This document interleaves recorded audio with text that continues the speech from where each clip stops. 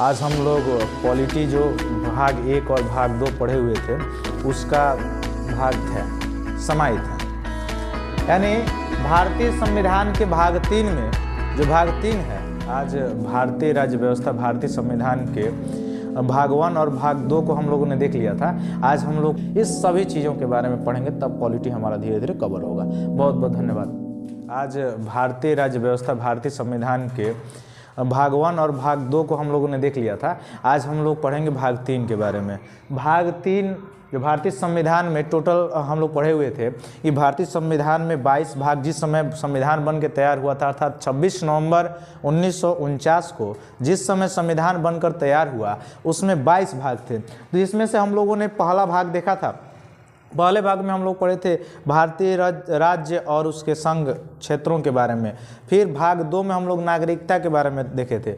आज हम लोग देखेंगे भाग 3। भाग 3 में अनुच्छेद 12 से लेके अनुच्छेद 35 तक, अनुच्छेद 12 से 35 निहित है भाग 3 में। भाग 3 में क्या है, तो भाग 3 में मौलिक अधिकार है। चूँकि मौलिक अधिकारों को अगर देखा जाए मौलिक अधिकारों की दृष्टि से, तो मौलिक अधिकार जो है यह हमारे देश के संविधान में अमेरिका के संविधान से लिया गया है। यानी हमारे देश के संविधान में फंडामेंटल राइट्स जो है या मौलिक अधिकार जो है वह कहाँ से लिया गया है, किस देश के संविधान से लिया गया है, तो अमेरिका के संविधान से लिया गया है। और भाग 3 को ही या मौलिक अधिकार को ही, भारतीय संविधान के मौलिक अधिकार को ही अथवा भाग 3 को ही भारत का मैग्ना कार्टा कहा जाता है। भारत का मैग्ना कार्टा कहा जाता है। इससे बहुत ज़्यादा प्रश्न आते हैं कि भारत का मैग्ना कार्टा है, भाग 3 है या मौलिक अधिकार है।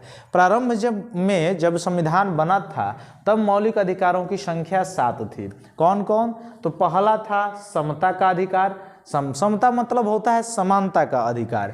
दूसरा था स्वतंत्रता का अधिकार। तीसरा था शोषण के विरुद्ध अधिकार। चौथा था धर्म की स्वतंत्रता का अधिकार। पांचवा था संस्कृति और शिक्षा संबंधी अधिकार।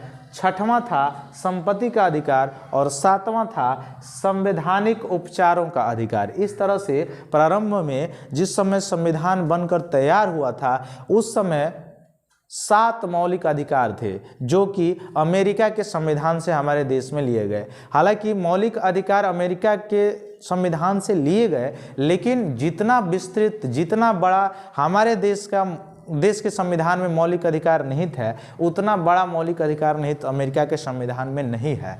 और जैसे हमारे देश के संविधान में जो मौलिक अधिकार है वो प्रत्येक व्यक्ति के लिए समानता, सम्मान, राष्ट्रहित, राष्ट्रीय एकता को समाहित करता है, या प्रत्येक व्यक्ति का समानता, सम्मान, राष्ट्रहित, राष्ट्रीय एकता, ये सब समाहित किया गया है इस मौलिक अधिकार में, जो कि भाग 3 में है। अनुच्छेद 12 से लेकर अनुच्छेद 35 तक है और इसको भारतीय संविधान का मैग्ना कार्टा भी कहा जाता है। लेकिन वर्तमान में अगर पूछा जाए कि भारतीय संविधान में मौलिक अधिकारों की संख्या कितनी है, तो वर्तमान में 6 है, 6 है। यानी वर्तमान समय में मौलिक अधिकारों की संख्या 6 है, लेकिन जिस समय संविधान बनकर तैयार हुआ उस समय मौलिक अधिकारों की संख्या 7 थी। कौन कौन, समता का अधिकार माने समानता का अधिकार जो कि 14 से 18 अनुच्छेद तक था।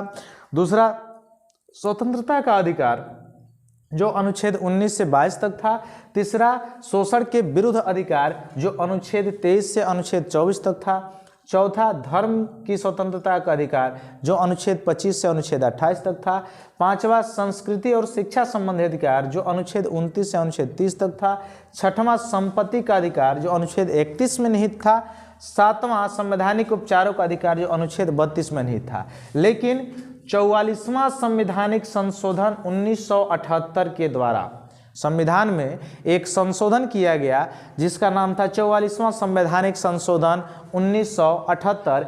इसके तहत जो संपत्ति का अधिकार था, जो मौलिक अधिकार पहले था जिस समय संविधान बना था उस समय मौलिक अधिकार 7 थे, लेकिन जो 6वां मौलिक अधिकार था जिसका नाम था संपत्ति का अधिकार जो अनुच्छेद 31 में निहित था, उसको 44वां संवैधानिक संशोधन 1978 के तहत मौलिक अधिकार के श्रेणी से निकालकर विधि या कानूनन अधिकार बना दिया गया, अर्थात अब संपत्ति का अधिकार मौलिक अधिकार नहीं रहा। यानी वर्तमान समय में अगर पूछा जाए कि मौलिक अधिकारों की संख्या कितनी है तो 6 है। संपत्ति का अधिकार मौलिक अधिकार नहीं है बल्कि कानूनन अधिकार है। अब इसको कहाँ ट्रांसफर कर दिया गया तो अनुच्छेद 31 से अब ये चला गया है अनुच्छेद 300 क में और भाग 12 में। यानी मौलिक अधिकार जो संपत्ति का अधिकार पहले मौलिक अधिकार था वह अब भाग 12 के अनुच्छेद 300 क में चला गया है, जो अब कानूनन अधिकार हो गया है, विधिक अधिकार हो गया है, यानी कानूनी मान्यता मिल गया है। 44वां संवैधानिक संशोधन 1978 के तहत इसको मौलिक अधिकार की श्रेणी से हटा दिया गया।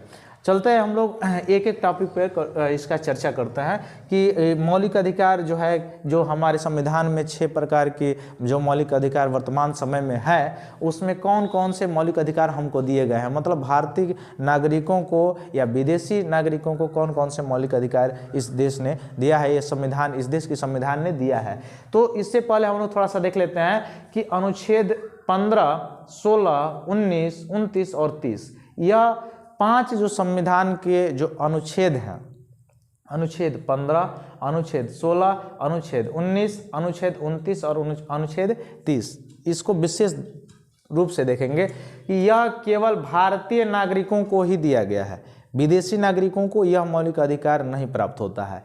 किस किस अनुच्छेद का मौलिक अधिकार विदेशी नागरिकों को नहीं प्राप्त होता है तो अनुच्छेद 15 का, अनुच्छेद 16, अनुच्छेद 19, 29, 30। सिंपल से याद कर सकते हैं 15, 16, 19, 29, 30, 15, 16, 19, 29, 30 यह जो अनुच्छेद है, इस अनुच्छेद के मौलिक अधिकार या इस अनुच्छेद में जो मौलिक अधिकारों का प्रावधान है वह केवल भारतीय नागरिकों को प्राप्त है। अन्य विदेशी या पड़ोसी नागरिकों को, पड़ोसी नागरिक का मतलब पड़ोसी देशों का नागरिक या विदेशी नागरिकों को यह मौलिक अधिकार नहीं दिया गया है। अर्थात अगर पूछा जाए कि कौन कौन ऐसे मौलिक अधिकार हैं जो भारतीय और विदेशी दोनों को प्राप्त हैं, तो दोनों को प्राप्त होने वाले मौलिक अधिकार 12 है, 13 है, 14 है, 17 है, 18 है, 20 है, 21 है, 22 है, 23 है, 24 है, 25 है, 26 है, 27 है, 28 है। यानी ये जो मौलिक अधिकार हैं और अनुच्छेद 32 है, यह मौलिक अधिकार जो दिए गए हैं वह विदेशी और भारतीय दोनों को प्राप्त है, लेकिन केवल 15, 16, 19, 29, 30 यह केवल और केवल भारतीय नागरिकों को ही दिए गए हैं, अन्य विदेशी नागरिकों को नहीं दिए गए हैं। फिर मैं बताया कि 7वें प्रकार का जो मौलिक अधिकार है जो है संवैधानिक उपचारों का अधिकार, इसको डॉक्टर भीमराव अंबेडकर ने, अभी हाल ही में उनका जयंती बीता है, 14 अप्रैल को मनाया जाता है प्रतिवर्ष, तो डॉक्टर BR अंबेडकर, भीमराव अंबेडकर ने जो मौलिक अधिकार है 7वां जो था अब 6वां हो गया है, जिसका नाम है संवैधानिक उपचारों का अधिकार, जो आर्टिकल 32 में है, अनुच्छेद 32 में है, इसको संविधान की आत्मा का संज्ञा दिए। संविधान की आत्मा, संविधान की आत्मा, यानी पूछा जाता है कि निम्न में से किस अनुच्छेद को संविधान की आत्मा कहा जाता है, तो अनुच्छेद 32 को, 32 को संविधान का आत्मा अनुच्छेद 32 को किसने कहा था? डॉक्टर भीमराव अंबेडकर ने कहा था। क्यों? क्योंकि पूरे संवैधानिक उपचारों का अधिकार उसी में है। यानी अगर आपको सर्वोच्च न्यायालय में अपने संवैधानिक अधिकारों के अनुरूप अगर आपको जाना है, सर्वोच्च न्यायालय में अगर आपको जाना है तो अनुच्छेद 32 के तहत जाएंगे, और अगर हाई कोर्ट में जाना है, उच्च न्यायालय में जो राज्यों के लिए होते हैं, उसमें अनुच्छेद 226 के तहत अपने मौलिक अधिकारों की रक्षा के लिए आप जाएंगे। यानी मौलिक अधिकारों की रक्षा के लिए सर्वोच्च न्यायालय में अगर आपको अपील करना हो तो अनुच्छेद 32 के तहत जाएंगे, और हाई कोर्ट में अगर आपको अपील करना हो उच्च न्यायालय में तो अनुच्छेद 226 के तहत आप हाई कोर्ट में शरण ले सकते हैं। तो इसी क्रम में आज हम लोग पढ़ेंगे पहला जो टॉपिक है, जो पहला मौलिक अधिकार है समता का अधिकार। समता का मतलब होता है समानता का अधिकार, मतलब भारत के जितने भी नागरिक हैं उनको समान दृष्टि से देखा जाना चाहिए, वही समानता होता है, समता होता है। तो इसमें से पहला आज हम लोग पढ़ेंगे, पहला अनुच्छेद जो है अनुच्छेद 14, आर्टिकल 14। आर्टिकल 14 क्या है? आर्टिकल 14 है विधि के समक्ष समता और विधियों का समान संरक्षण। विधि माने कानून, कानून के समक्ष या जो संविधान है उसके समक्ष समता, माने कानून के समक्ष समानता। तो कानून के समक्ष समानता मतलब कानून की दृष्टि से अथवा संविधान की दृष्टि से भारत के प्रत्येक नागरिकों को एक ही समान, एक ही दृष्टि से देखा जाएगा। दूसरा, विधियों का समान संरक्षण, यानी कानून जो है या जो विधि है या संवैधानिक जो चीज़ें हैं वो सब पर एक ही जैसे लागू होंगी, चाहे वो आम नागरिक हो, चाहे वो पुलिस अधीक्षक हो, चाहे कोई व्यक्ति हो, उस पर धर्म या लिंग या जाति के आधार पर उस पर अलग अलग कानून, वो उस पर अलग अलग विधि जो है नहीं लागू किया जाएगा। सबको एक ही प्रकार से सब पर एक ही प्रकार से ये कानून लागू होंगे। लेकिन इसके कुछ अपवाद भी हैं, इसको हम लोग आगे अभी देखेंगे। तो अनुच्छेद 14 में क्या है? अनुच्छेद 14 क्या है? विधि के समक्ष समता और विधियों का समान संरक्षण। विधि के समक्ष समता का जो ये भाषा है जो है ब्रिटिश से लिया गया है, ब्रिटिश देश से लिया गया है, और जो विधियों का समान संरक्षण का जो विचार है वो अमेरिका से लिया गया है। यानी विधि के समक्ष समता का विचार कहाँ से लिया गया है? ब्रिटिश से। जो अनुच्छेद 14 में निहित है विधि के समक्ष समता और विधियों का समान संरक्षण, उसमें से विधि के समक्ष समता शब्द या इसका विचार, विधि के समक्ष समता का विचार किस देश से लिया गया है? तो ब्रिटिश से लिया गया है। लेकिन विधियों का समान संरक्षण का विचार कहाँ से लिया गया है? तो अमेरिका से लिया गया है। इसमें क्या निहित है? तो अनुच्छेद 14 के तहत समान विधि के अंतर्गत सभी व्यक्तियों के लिए समान नियम है। यानी ये नहीं कि कोई जाति के तहत या धर्म के तहत या मूल वंश के तहत या निवास के तहत अलग अलग जगहों पे अलग अलग लोगों पे अलग अलग तरह का नियम नहीं लगाया जा सकता है। एक ही तरह का नियम सभी पे लागू होगा। लेकिन राज्य अगर चाहे तो इस पर या विशेष महिलाओं और बच्चों के लिए विशेष कुछ संरक्षण कर सकता है, विशेष योजनाबद्ध कर सकता है। दूसरा, बिना भेदभाव का समान व्यवहार, यानी अनुच्छेद 14 बताता है कि बिना भेदभाव का समान व्यवहार, प्रत्येक नागरिकों के साथ समान व्यवहार किया जाएगा। तीसरा, अवसर और न्याय की समानता, प्रत्येक व्यक्तियों को, भारत के प्रत्येक व्यक्तियों को समान अवसर दिया जाएगा और न्याय भी समान रूप से दिया जाएगा। इस धर्म अथवा जाति अथवा प्लेस के स्थान पर उसमें भेदभाव नहीं किया जाएगा। यह अनुच्छेद 14 बताता है। चाहे वो कोई भी व्यक्ति हो, उसको समान दृष्टि से देखा जाएगा। लेकिन इसका एक अपवाद, एक्सेप्शनल केस है, अनुच्छेद 361। यह लागू होता है देश के राष्ट्रपति और राज्यों के राज्यपालों पर। यह अनुच्छेद 361 जो है यह लागू होता है देश के राष्ट्रपति और राज्यों के राज्यपालों पर। हालांकि मैं अभी बताया हूं कि अनुच्छेद 14 जो है वो बताता है कि सभी नागरिक विधि के समक्ष यानी कानून के समक्ष, संविधान के समक्ष समान होंगे, उन पर समान रूप से ही विधि लागू की जाएगी। लेकिन फिर भी अनुच्छेद 361 के तहत अगर राष्ट्रपति या राज्यपाल अपने कार्यकाल में किए गए कोई कार्य है या अपने कार्यकाल में कोई निर्णय लिए हैं या अपने कार्यकाल में कोई कार्य किए हैं तो उनका चुनौती किसी हाई कोर्ट अथवा सुप्रीम कोर्ट में नहीं किया जा सकता है। यानी पहला अनुच्छेद 361 में यह प्रावधान है, अनुच्छेद 361 में प्रावधान है कि राष्ट्रपति अथवा राज्यपाल अपने कार्यकाल के दौरान अथवा कोई कार्य किए हों या निर्णय लिए हों तो उसके लिए आप उसमें चुनौती हाई कोर्ट या सुप्रीम कोर्ट में नहीं दे सकते हैं। तो वहाँ पे समान संरक्षण का एक्सेप्शनल केस हो गया। दूसरा, पदावधि के दौरान मतलब राष्ट्रपति और राज्यपाल अगर उनका कार्यकाल चल रहा हो या पदावधि चल रही हो तो उसके दौरान दांडिक कार्रवाई, उनके ऊपर कोई दांडिक कार्रवाई प्रारंभ अथवा चालू नहीं किया जा सकता है। अगर वो राष्ट्रपति हैं, राज्यपाल हैं तो उनके ऊपर कोई दांडिक कार्रवाई चालू या शुरुआत उसकी या कार्रवाई प्रारंभ नहीं की जा सकती है। तीसरा, राष्ट्रपति और राज्यपाल गिरफ्तारी या कारावास के लिए किसी न्यायालय में कोई प्रक्रिया प्रारंभ नहीं होगी जब वह कोई अपने कार्यकाल में हो या कार्यकाल में हो। उस समय राष्ट्रपति अथवा राज्यपाल कार्यकाल में है तो उनके प्रति गिरफ्तारी अथवा कारावास के लिए किसी न्यायालय में प्रक्रिया नहीं चलाई जा सकती है।